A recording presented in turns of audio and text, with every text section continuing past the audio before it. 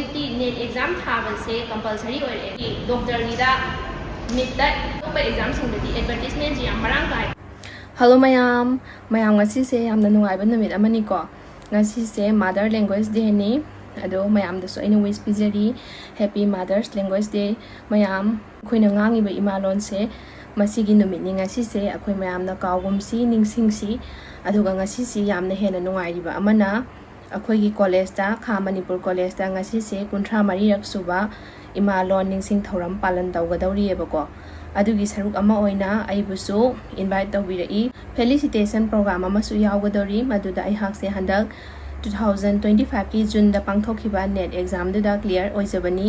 ꯑꯗꯨꯒꯤꯗꯃꯛꯇ ꯀꯣꯂꯦꯖꯅ ꯅꯨꯡꯁꯤꯕꯤꯗꯨꯅ ꯏꯟꯚꯥꯏꯇꯦꯁꯟ ꯇꯧꯕꯤꯔꯛꯏ. ꯉꯁꯤꯒꯤ ꯄꯨꯡ 1ꯗꯒꯤ ꯐꯪꯁꯟꯁꯦ ꯍꯧꯒꯗꯕꯅꯤ. ꯍꯧꯖꯤꯛꯁꯤ ꯄꯨꯡ 12:30 ꯇꯥꯔꯦ. ꯑꯩꯁꯦ ꯉꯁꯥꯏ ꯍꯧꯕꯗꯒꯤ ꯅꯝꯖꯔꯛꯀꯦ ꯇꯧꯕꯗꯣ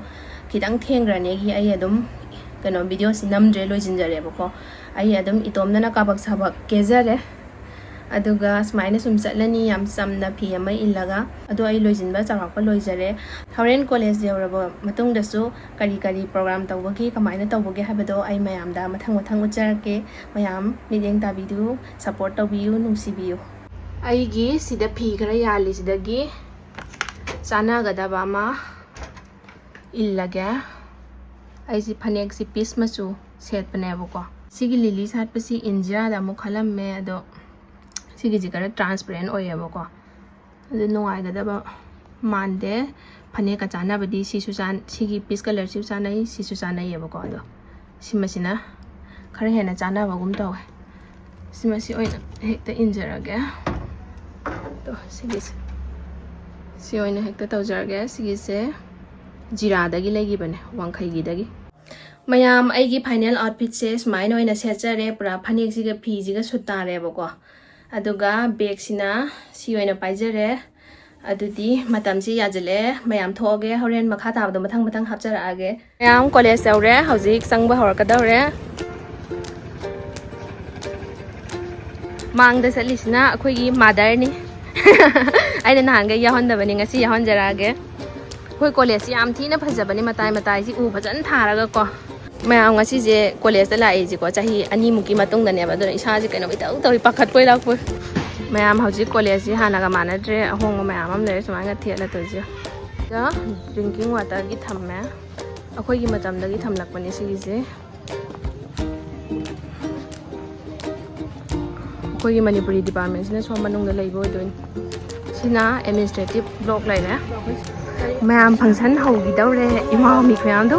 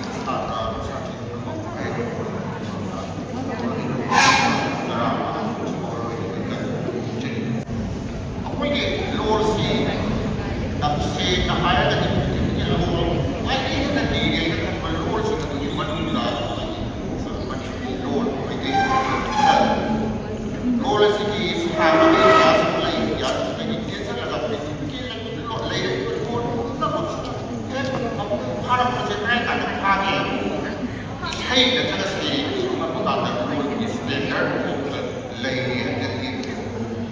ꯑꯃ ꯆꯨꯝꯅꯒꯤ ꯉꯥꯛꯇ ꯁꯥꯟꯅꯕꯁꯤ ꯅꯠꯇꯕ ꯏꯁꯩ ꯑꯣꯏꯅ ꯅꯠꯇ꯭ꯔꯒꯅ ꯁꯩꯔꯦꯡ ꯑꯣꯏꯅ ꯏꯗꯨꯒꯅ ꯐꯥꯔꯁ ꯐꯣꯝꯗ ꯏꯗꯨꯒ ꯂꯣꯟꯗꯨ ꯀꯌꯥ ꯀꯨꯏꯔꯕꯒꯦ ꯍꯥꯏꯕꯁꯦ ꯂꯣꯟꯗꯨꯗ ꯏꯁꯩ ꯑꯣꯏꯅ ꯐꯥꯔꯁ ꯑꯣꯏꯅ ꯂꯩꯔꯛꯄ ꯁꯩꯔꯦꯡ ꯑꯣꯏꯅ ꯐꯖꯅ ꯏꯕ ꯌꯥꯕ ꯁꯩꯔꯦꯡ ꯑꯣꯏꯅ ꯂꯩꯔꯛꯄ ꯏꯁꯩ ꯑꯣꯏꯅ ꯂꯩꯔꯛꯄ ꯃꯇꯝꯁꯦ ꯀꯗꯥꯏꯗ ꯂꯩꯕꯒꯦ ꯍꯥꯏꯕꯗꯣ ꯑꯗꯨꯗꯒꯤ ꯊꯤꯕ ꯑꯩꯈꯣꯏꯒꯤ ꯃꯅꯤꯄꯨꯔꯤ ꯍꯥꯏꯕ ꯑꯩꯈꯣꯏꯗ ꯁꯥꯒꯣꯟꯅꯖꯔꯤꯕ ꯍꯧꯖꯤꯛꯀꯤ ꯂꯣꯟ ꯑꯁꯤ ꯖꯤꯁꯨ ꯈ꯭ꯔꯤꯁꯇꯅ ꯄꯣꯛꯇ꯭ꯔꯤꯉꯩꯒꯤ ꯃꯃꯥꯡꯗ ꯂꯩꯔꯛꯄ ꯆꯍꯤ ꯆꯥꯝꯃꯔꯤꯃꯨꯛꯀꯤ ꯃꯃꯥꯡꯗ ꯂꯩꯔꯛꯄ ꯑꯗꯨꯒ ꯆꯍꯤ ꯆꯅꯤꯃꯨꯛꯀꯤ ꯃꯃꯥꯡꯗ ꯄꯥꯟꯕ ꯈꯥꯕ ꯁꯉꯥꯏ ꯈꯥꯕ ꯁꯣꯛꯁꯣꯟꯕ ꯍꯥꯏꯕꯁꯤꯒꯤ ꯃꯇꯝꯗ ꯄꯥꯟꯕꯅꯤꯅ ꯈꯥꯕꯒꯤ ꯏꯪꯈꯣꯜꯗ ꯄꯥꯟꯕꯒꯤ ꯃꯨꯔꯇꯤ ꯁꯥꯔꯒ ꯂꯥꯠꯆꯕ ꯍꯧꯒꯦ ꯍꯥꯏꯅ ꯍꯥꯏꯕ ꯄꯥꯟꯕꯤꯅ ꯌꯥꯝꯅ ꯂꯥꯏꯁꯪ ꯁꯥꯔꯒ ꯂꯥꯏ ꯍꯔꯥꯎꯕ ꯂꯥꯏ ꯍꯔꯥꯎꯕꯁꯤꯗ ꯑꯩꯈꯣꯏꯅ ꯍꯧꯖꯤꯛ ꯐꯥꯎꯕꯗꯁꯨ ꯀꯟꯅ ꯊꯥꯅꯕ ꯌꯥꯗꯅ ꯂꯩꯕ ꯍꯦꯟꯆꯣ ꯍꯥꯏꯕ ꯑꯃ ꯑꯧꯕ꯭ꯔꯤ ꯍꯥꯏꯕ ꯏꯁꯩꯁꯤꯡꯗꯨꯒ ꯍꯧꯖꯤꯛꯁꯨ ꯌꯥꯎꯔꯤ ꯍꯥꯏꯔꯤꯕ ꯏꯁꯩ ꯑꯅꯤꯁꯦ ꯍꯧꯖꯤꯛ ꯍꯧꯖꯤꯛ ꯏꯁꯩꯒꯤ ꯃꯐꯝꯁꯤꯗ ꯖꯤꯁꯨ ꯈ꯭ꯔꯤꯁꯇꯅ ꯄꯣꯛꯇ꯭ꯔꯤꯉꯩꯒꯤ ꯃꯃꯥꯡꯗ ꯄꯥꯜꯂꯤꯕ ꯈꯥꯕ ꯁꯣꯛꯁꯣꯟꯒꯤ ꯏꯪꯈꯣꯜꯗ ꯂꯥꯏꯁꯪ ꯁꯥꯔꯒ ꯂꯥꯏ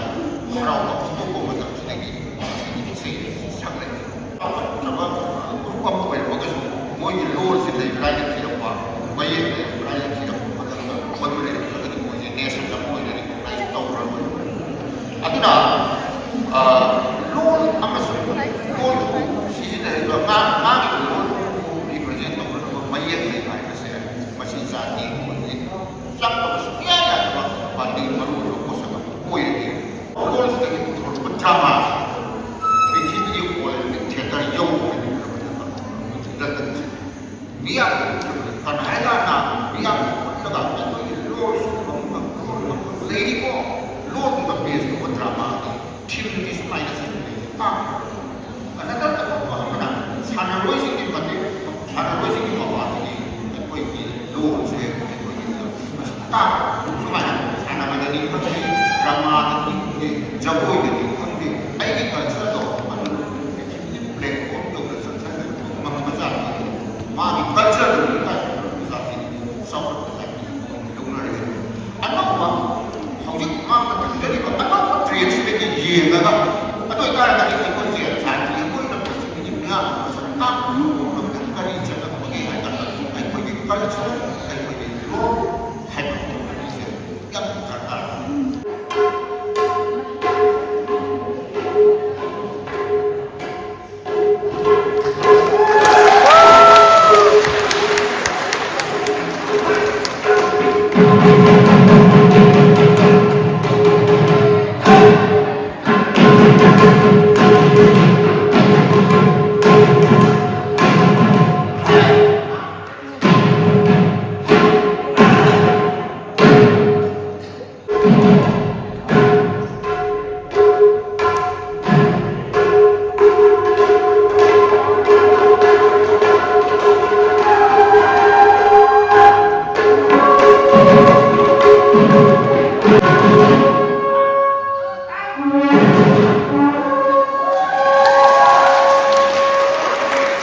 ꯁꯦꯗꯨꯜ ꯀꯥꯁꯀꯤ ꯃꯍꯩꯔꯣꯏꯁꯤꯡꯒꯤ ꯃꯅꯨꯡꯗ ꯑꯅꯤꯁꯨꯕ ꯃꯐꯝꯗ ꯂꯩꯔꯤꯕꯤ ꯃꯍꯩꯔꯣꯏ ꯑꯁꯤꯅꯤ꯫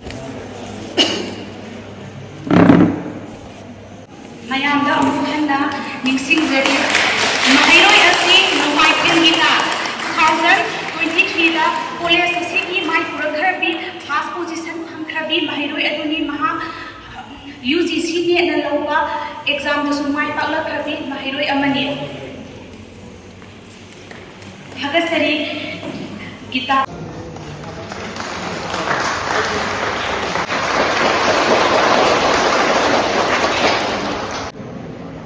ꯑꯍꯥꯟꯕꯃꯛꯇꯗ ꯃꯥꯔꯒꯅꯥꯏꯖꯦꯁꯟꯗꯨꯅ ꯊꯝꯕꯤꯔꯤꯕ ꯑꯣꯖꯥꯁꯤꯡ ꯑꯃꯗꯤ ꯂꯥꯛꯄꯤꯔꯤꯕ ꯄꯦꯔꯦꯟꯁꯁꯤꯡ ꯑꯃꯗꯤ ꯁꯥꯇ꯭ꯔ ꯁꯥꯇ꯭ꯔꯤ ꯈꯨꯗꯤꯡꯃꯛ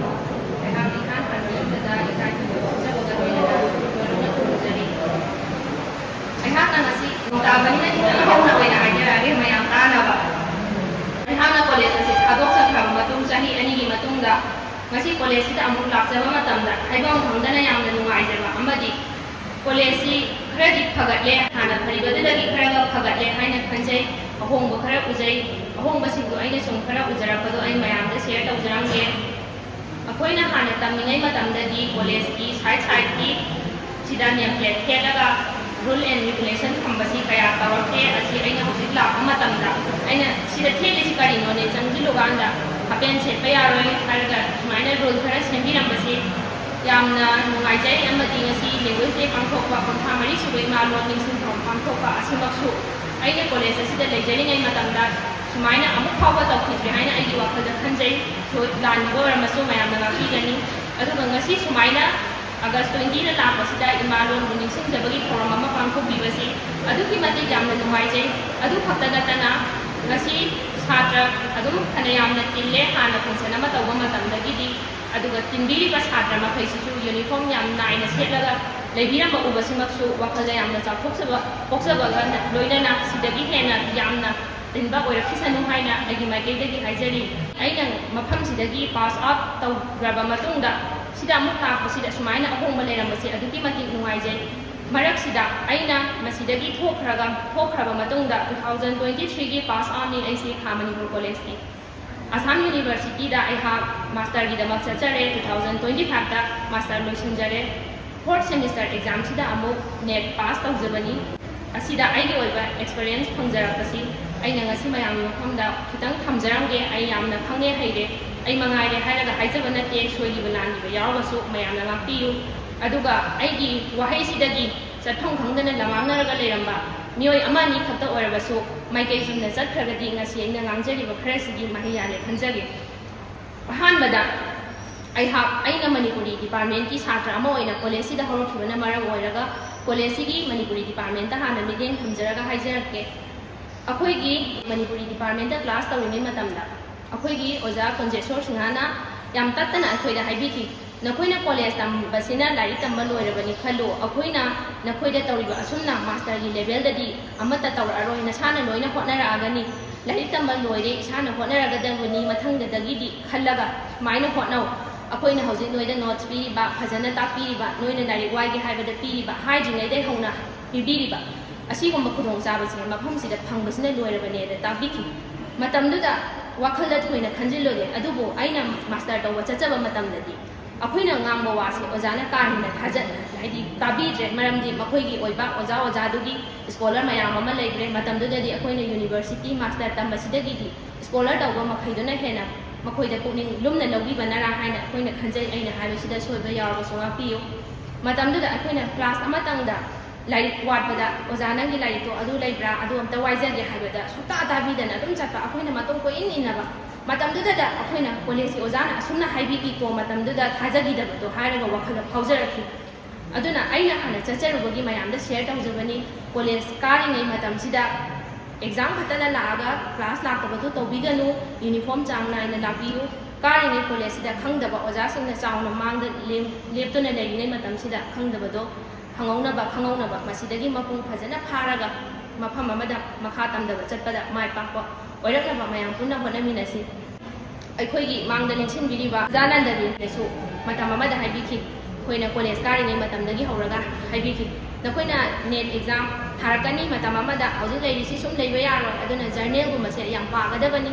हाइरगा जर्नल ममिंग खरा हाइबिखि मतमदुदा जर्नल हाइसे कमाइन तौबनो करी ममिंग को लेबगे हाइबसे आई सुखंग खंगदे अदुबो ओजाना हाइबिगिबदो आइगी वाखंददी बिएनगी हौरगा नेट एग्जाम से अमुकंग थारगा फावो ngमगदी खंजगिबना ओजाना हाइबिगिबसे फो ममिंग से आइगी नोटबुक अमदा इजिनजगी मदुगी नोटबुक तो हौजिसो मांगदना लेरी अदुगा सुम हाइदि हाना अखोई कॉलेज ओजाना हाइबिरखराबनी को हाइबिदुगी सुम खल्लुबदा पुनिंग नुसिबसु फावजै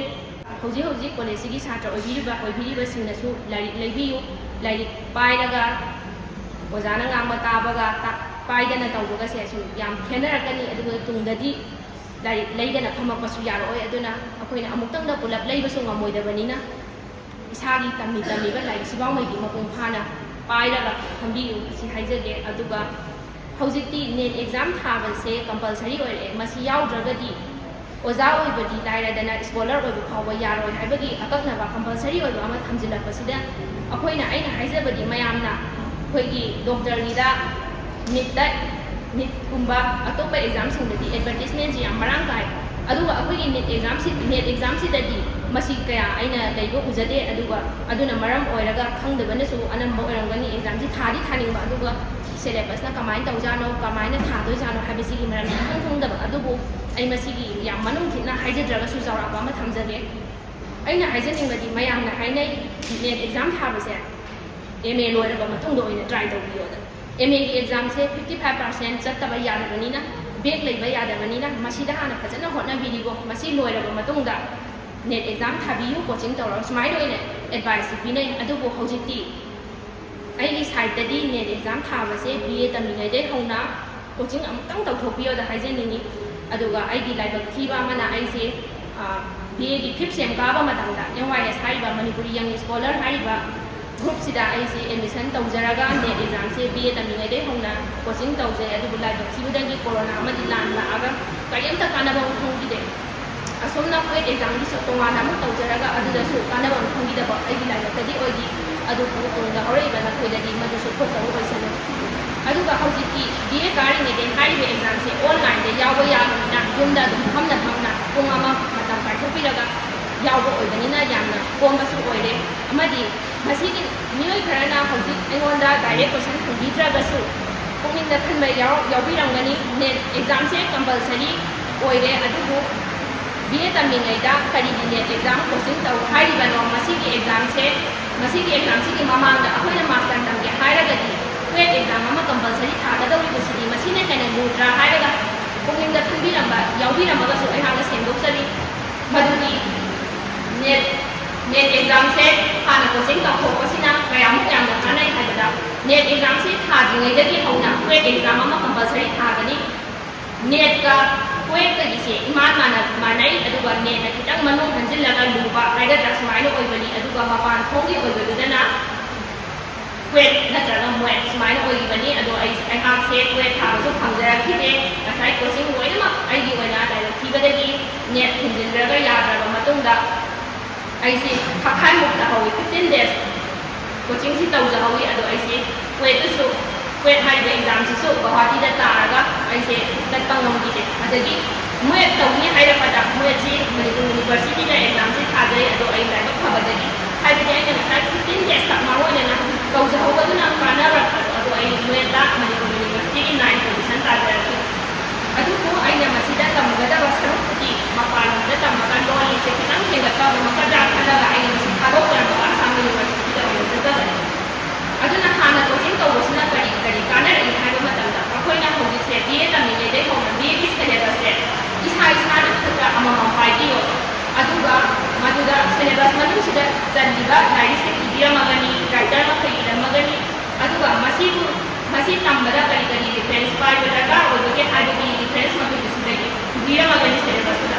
ꯑꯗꯨꯒꯤꯗꯨ ꯈꯛꯇꯪꯗ ꯑꯃꯨꯛꯇꯪꯗ ꯕꯥꯏ ꯍꯥꯔꯠ ꯇꯧꯅꯕ ꯑꯍꯥꯟꯕꯗ ꯍꯣꯠꯅꯊꯣꯛꯄꯤꯌꯣꯕ MAꯒꯤ ꯁꯦꯂꯦꯕꯁ ꯅꯠꯇꯦꯀꯣ BAꯒꯤ ꯁꯦꯂꯦꯕꯁ ꯑꯁꯤꯅ ꯑꯩꯈꯣꯏꯅ ꯀ꯭ꯋꯦꯠ ꯑꯦꯛꯖꯥꯝ ꯊꯥꯕ ꯃꯇꯝꯗ ꯀꯝꯄꯜꯁꯔꯤ ꯃꯁꯤꯗꯒꯤ 10 mark ꯂꯥꯛꯀꯅꯦꯕ ꯑꯗꯨꯒ ꯋꯥꯔꯤ ꯃꯆꯥꯒꯨꯝꯕ ꯁꯩꯔꯦꯡꯒꯨꯝꯕ ꯋꯥꯔꯦꯡꯒꯨꯝꯕ ꯑꯁꯤꯒꯨꯝꯕꯒꯤꯗ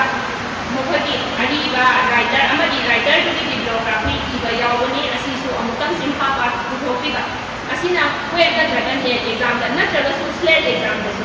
20 मार्क्स फंगनी अदुदगी अदुना हौजी BA तमिने सिदा आई BA लोयगा लोयरे हा खंदी बनतबा नत्रगा ना BA लोयगा कोने तंगेदा खंदी दा हौजी तंगी हौना हौबसुना खोंका अमा हाना मयामदगी लमजेन चेन दिबा हाइबसुना लेबु लेत्रगदी कंटिन्यू बसु माना सोयदमकी हारगनी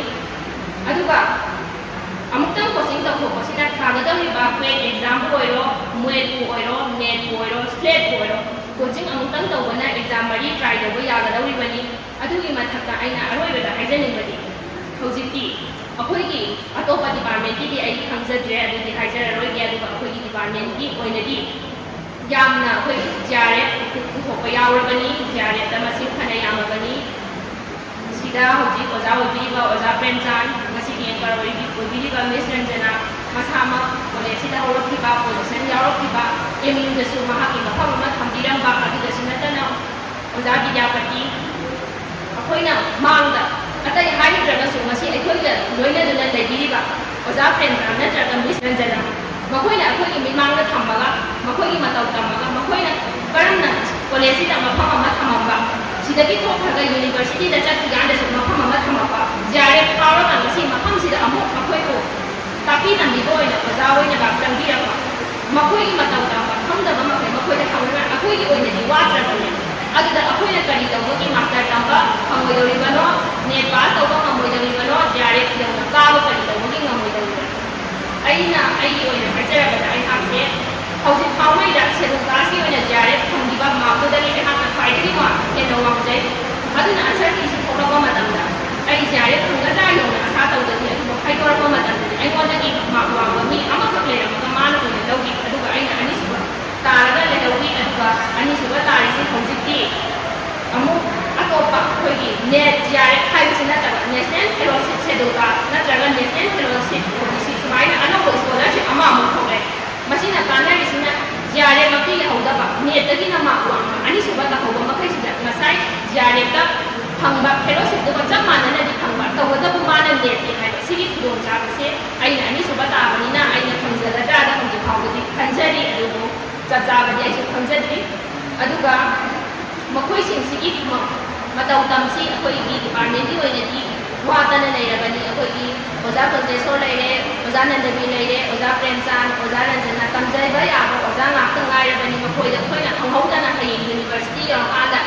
ꯁꯤꯗ ꯇꯧꯔꯤꯕ ꯑꯣꯖꯥꯅ ꯃꯈꯣꯏꯗꯁꯨ ꯇꯧꯔꯛꯀꯅꯤ ꯍꯥꯏꯕꯗꯨꯃꯗꯤ ꯈꯟꯕꯤꯔꯨꯔꯅꯨ ꯑꯩꯅ ꯍꯥꯟꯅ ꯃꯥꯡ ꯊꯥꯔꯒ ꯆꯠꯆꯔꯨꯕꯅꯤꯅ ꯑꯩꯅ ꯉꯁꯤ ꯁꯦꯡꯅ ꯑꯗꯨꯝ ꯍꯥꯏꯗꯣꯛꯆꯔꯤ ꯑꯩꯈꯣꯏꯅ ꯀꯔꯤꯒꯨꯝꯕ ꯑꯃ ꯈꯪꯗꯕꯒꯤ ꯍꯪꯕ ꯃꯇꯝꯗ ꯑꯗꯨꯝ ꯆꯠꯈ꯭ꯔꯒ ꯑꯩꯈꯣꯏꯅ ꯇꯥꯟꯅꯔꯒ ꯄꯥꯎꯈꯨꯝꯅꯁꯨ ꯐꯪꯗꯕ ꯑꯗꯨꯃꯥꯏꯅ ꯑꯗꯨꯝ ꯇꯧꯔꯛꯏ ꯌꯨꯅꯤꯚꯔꯁꯤꯇꯤꯒꯤ ꯊꯥꯛꯇ ꯆꯠꯄꯗꯗꯤ ꯍꯧꯖꯤꯛꯇꯤ ꯑꯣꯖꯥ ꯃꯈꯩꯁꯤꯅ